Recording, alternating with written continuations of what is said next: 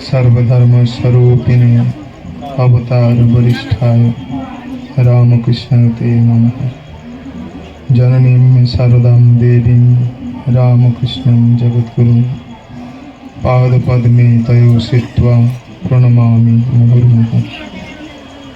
नमः श्री जतिराजाय विवेकानंद सूराय सच्चिद सुख स्वरूपाय स्वामिने तापहाय।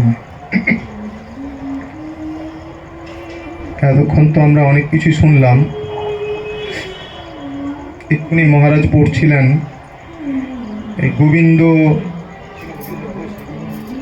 গোবিন্দে মুখার্জি, বেলঘুরিয়াতেই বাড়ি ওনার। ওখানে শ্রীরামকৃষ্ণদেব এসেছেন, ওর ঘটনা মহারাজ পড়ছিলেন। আমাদের আশ্রমটা যেখানে বেলঘুরি রামকৃষ্ণ মিশন, ওখান থেকে স্টেশনে ফ্লাইওভারটা পেরোলেই ডান দিকে একটা বাড়ি আছে। ওই বাড়িটা স্বামী বিজ্ঞানন্দজির বাড়ি। বিজ্ঞানন্দজি শ্রীরামকৃষ্ণদেবের শিষ্য ছিলেন। তো ওই বিজ্ঞানন্দজি তখন বাচ্চা, তখন 11 বছর বয়স। তখন উনি শুনলেন গোবিন্দ মুখার্জির বাড়িতে শ্রীরামকৃষ্ণদেব এসেছেন। তো ওর একটি বন্ধু এসে বলল যে, আরে পরমহংসকে দেখতে যাবি, দক্ষিণেশ্বরের পরমহংস। তো বিজ্ঞান মহারাজ তো জানতেন না, বিজ্ঞান মহারাজ মানে হরিপ্রসন্ন নাম ছিল। বলছে কে পরমহংস? বলছে চ দেখে আসি, গোবিন্দ মুখার্জির বাড়িতে এসেছে। তখন উনি বললেন চ। তখন ওনার 11 বছর বয়স। গিয়েছেন, গিয়ে দেখছেন শ্রীরামকৃষ্ণদেব দাঁড়িয়ে আছে, আর প্রেমানন্দজি তখন বাবুরাম শ্রীরামকৃষ্ণদেবকে ধরে আছে, পাছে না পড়ে যায়। নরেন্দ্রনাথ আছে, মানে স্বামী বিবেকানন্দ পরে, আর অন্যান্য ভক্তেরা সব বসে আছে, নিত্যগোপাল আছে, এরকম সব বসে আছে।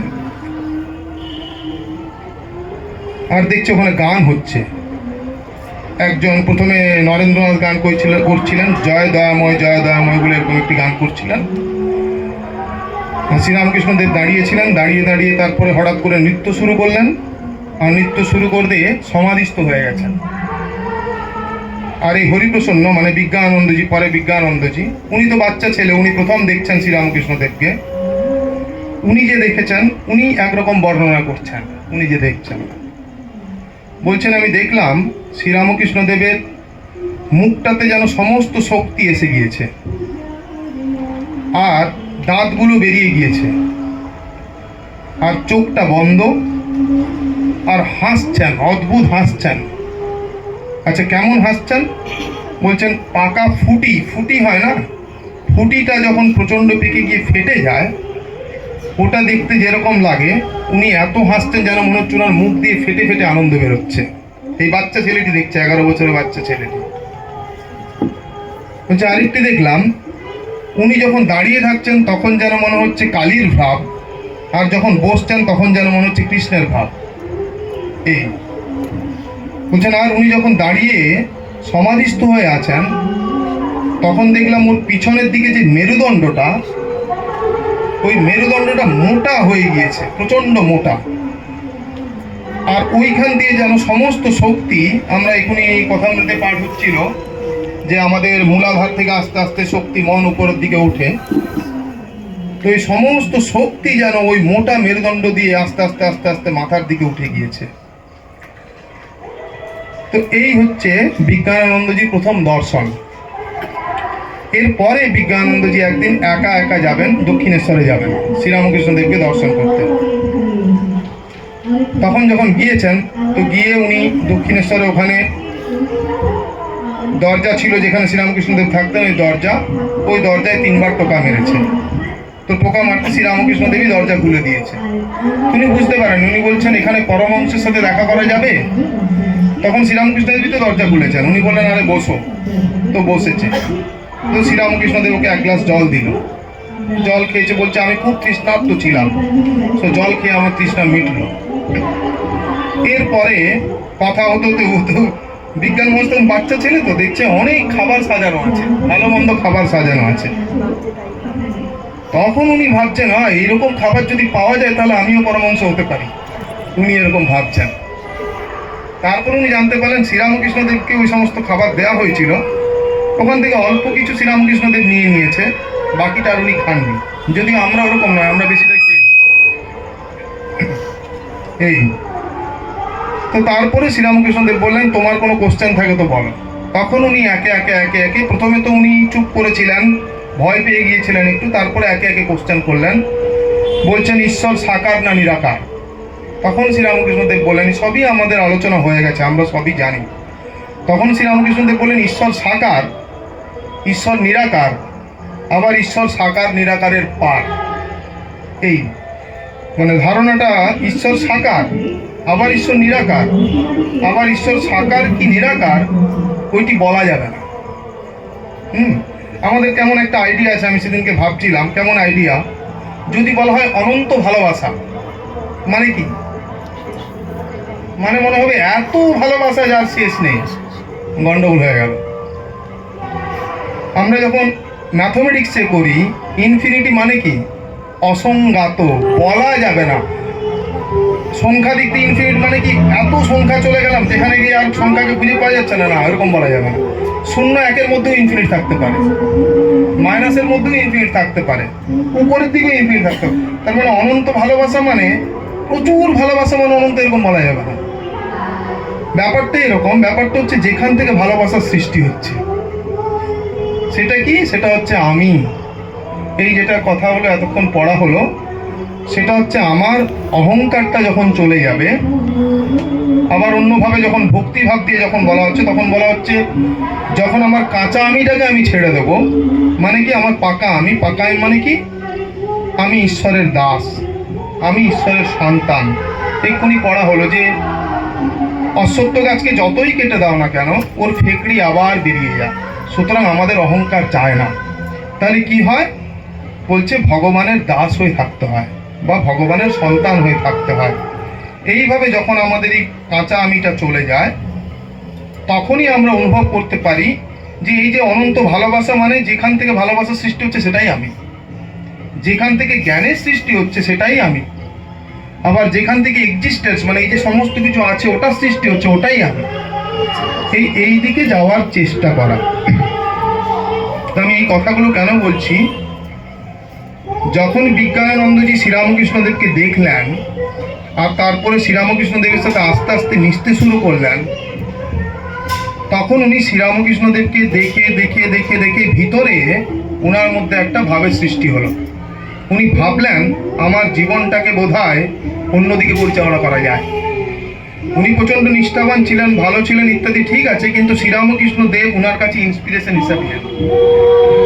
আমাদের এখানে আমরা অধিকাংশই মন্ত্র নিয়েছি, এই মন্ত্র আমরাও যখন স্বামী গৌতমানন্দজি উনি যখন বেলঘরিয়াতে আসেন, আমরা চেষ্টা করি কতটা সময় ওনার কাছে কাটাতে পারবো। কারণটাই এটাই, সেটা ওনাকে দেখলে আমরা ইন্সপায়ার হই।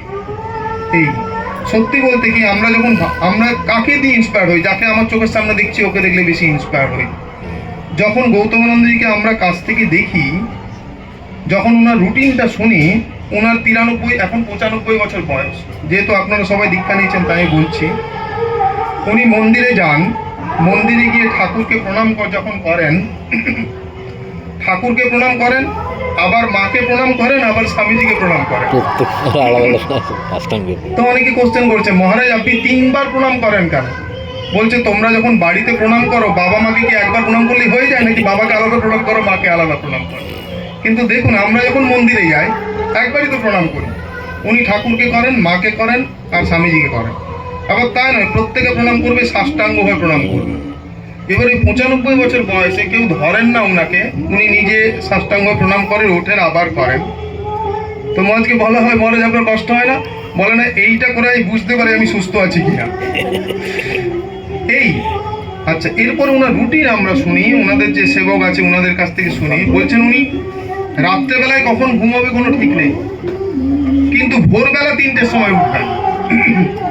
মানে ওনার হয়তো উনি খেয়ে নেন, হয়তো 9টার সময় খেয়ে নিলেন রাতের বেলা প্রসাদ, এবার উনি পড়তে বসেন, তো পড়ছেন, জব করছেন নিজের মতো, কোনোদিন 12টা, 1টা, 1:30টাও হয়ে যাচ্ছে, যখন যেমন ঘুম পায়, কিন্তু ভোরবেলা 3টের সময় উনি উঠবেনই উঠবেন। আর যেহেতু এত কম রাত্রে ঘুম হয়, তাই জন্য দুপুরবেলা 2 ঘন্টা ঘুম। তো এই প্রত্যেকটা জিনিস যখন আমরা চোখের সামনে দেখি বা আপনারা যখন শুনবেন বা আপনারাও তো দেখছেন, এইগুলো আমাদেরকে ইন্সপায়ার করে। যখন আত্মস্থানন্দজি, আমাদের গুরুদেব ছিলেন আত্মস্থানন্দজি, তো উনি একবার বেলঘরিয়াতে এসেছিলেন। তো বেলঘরিয়াতে এসে উনি একবার না, উনি বারে বারেই আসতেন বেলঘরিয়া, দীক্ষাও দিতেন, কারণ উনি রামকৃষ্ণ আমাদের বেলঘরিয়ার স্টুডেন্ট ছিলেন। এই তো বেলঘরিয়াতে এসে উনি আছেন, আমরা রাত্রেবেলা ওনার ঘরে বসে আছি, তো আমরা কেউ কেউ ওনার পা টিপছি। তো হঠাৎ করে উনি গল্প করতে করতে বলছেন, আচ্ছা তোরা সবচেয়ে বেশি কতক্ষণ জপ ধ্যান করেছিস? তখন আমরা কেউ বললাম 1 ঘন্টা 2 ঘন্টা এরকম করে বলছি। তখন উনি বলছেন, আমি উদয়াস্ত জপ ধ্যান করতাম, মানে সকালবেলা শুরু করতাম আর সন্ধ্যা পর্যন্ত জপ ধ্যান করতাম। তারপর উনি বলছেন, কিছুই না, এইটা করলে মনটা একটা আনন্দে ভরে যায়। এই উনি বলছেন। আমাদের যখন সন্ন্যাস হলো, সন্ন্যাসের পরে আমরা ওনার কাছে গিয়েছি, তো কথা হচ্ছিল, কথা হতে হতে তখন ওনার অনেক বয়স, মাঝে মাঝে ভুলে যান, কিন্তু যখনই বলা হলো যে মহারাজ আপনি সন্ন্যাসীদের কিছু বলুন, উনি একদম পায়ের পর পা তুলে সোজা হয়ে বসলেন। তারপরে বলছেন, এই যে আমাকে দেখছো, আমাকে কি দেখে মনে হচ্ছে আমি দুঃখে আছি? আমরা বললাম, না মহারাজ আপনি আনন্দে আছেন। পাশে আরেকজন মহারাজ আছেন, ওকে বলছে, একে দেখি তোমার মনে হচ্ছে এ দুঃখে আছে? আমরা বললাম, না মহারাজ উনি আনন্দে আছেন। বলছে, দেখো বাবা মাকে কাঁদিয়ে সংসার ছেড়ে এসেছো, যদি সাধারণ ভজন করবে, জপ ধ্যান করবে তো আনন্দে থাকবে, আর যদি এগুলো না করবে তাহলে কিন্তু দুঃখে থাকবে। একদম স্টেট।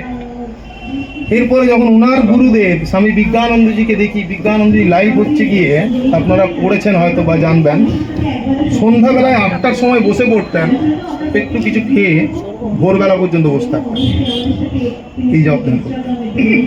এখন শ্রীরামকৃষ্ণদেব বলছেন, কথামৃতে বলছেন ঋষিরা অদ্বৈত অনুভূতি করতেন, ভগবানের অনুভব করতেন, তার জন্য অনেক তপস্যা করতে হয়।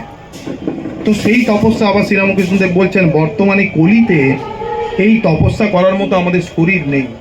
বলছেন আমাদের অন্নগত প্রাণ, মানে একটু না খেলে হয় না, মানে একটু বেশি পরিমাণে খেতে হয়, সুতরাং আমাদের শরীরের দিকে বেশি মন আছে। তাই বলছেন কলিযুগে ভক্তিযোগী সবচেয়ে সহজ পথ। এবারে কি হয়, আমরা আমাদের ক্ষেত্রেও দেখেছি, যখন আমাদের বয়স কম তখন জ্ঞানযোগের বেশি টান থাকে বেশি। আস্তে আস্তে যখন বয়স বাড়ে তখন দেখি আমাদের ক্ষমতা খুব কম, আর তখন মনে হয় বাবা আমাদের দ্বারা আর হবে না, তুমি যদি পারো, মা তুমি যদি পারো কিছু করে দাও। এই তো এইটা হচ্ছে কি, আস্তে আস্তে প্র্যাকটিস করতে করতে কি হয়, শরণাগতি চলে আসে, যেটা আমাদের প্রথম থেকে প্র্যাকটিস করছিলেন, এই যে কি নাম, গিরিশচন্দ্র ঘোষ, প্রথম থেকেই শরণাগতি প্র্যাকটিস করলো, বকলমা দিয়ে দিয়েছে। তো আমাদের ওটা বুঝতে অনেক সময় লাগে, অনেক কাঠখড় পুড়িয়ে অনেক পরিশ্রম করার পরে আমাদের অনুভব হয় যে আমাদের দ্বারা কিছু হবে না, আমরা কিছু করতে পারবো না। অ্যাকচুয়ালি যখন আমরা এটা বুঝতে পারি আমাদের দ্বারা কিছু করা সম্ভব নয়, তখনই তার কৃপা আসে। কিন্তু এটা কিন্তু মানে হলে হবে না, মানে শেয়ানা হলে হবে না, বা ভণ্ড হলে হবে না, অন্তর থেকে বুঝতে হবে। এই এবারে আরেকটা কথা বলি, সেটা আমি যে ধার্মিক হচ্ছি বুঝবো কি করে?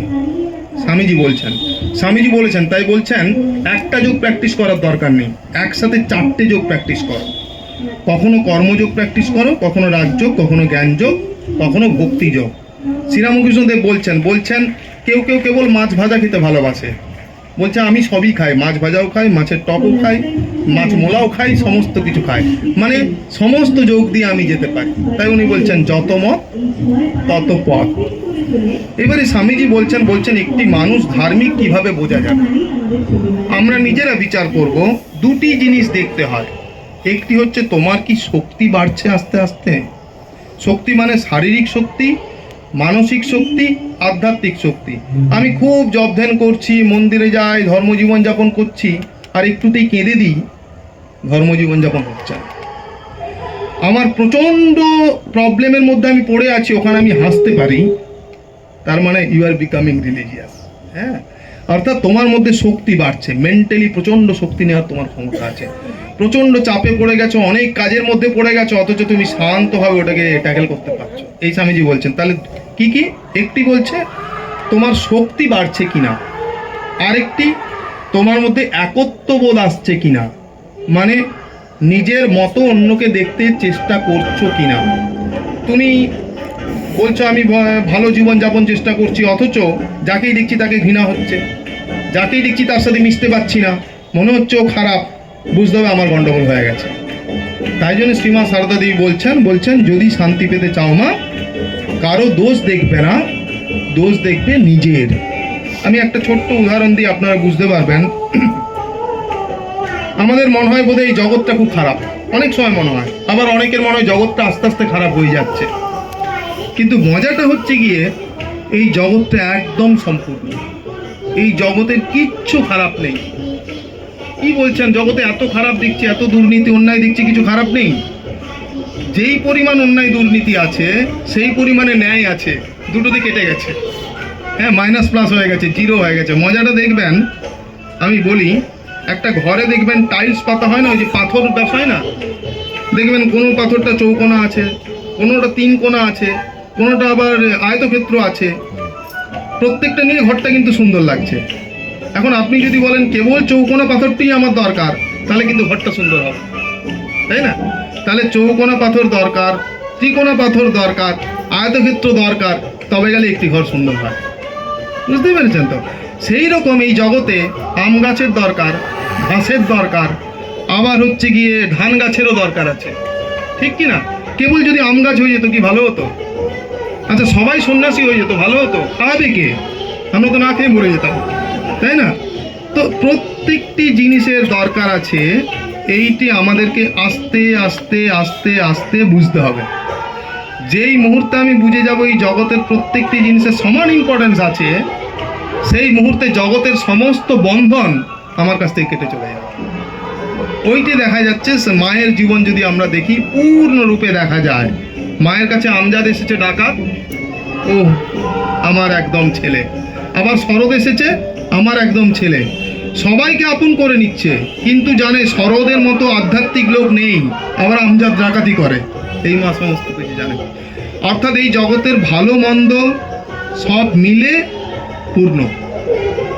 আমাদের কি হয় সমস্যাটা, যখন আমরা আধ্যাত্মিক হয়ে আস্তে আস্তে ভিতরের দিকে যাই, নিজে যখন ভালো হতে থাকি, তখন মনে হয় অন্য লোকেরা কেন ভালো হচ্ছে না।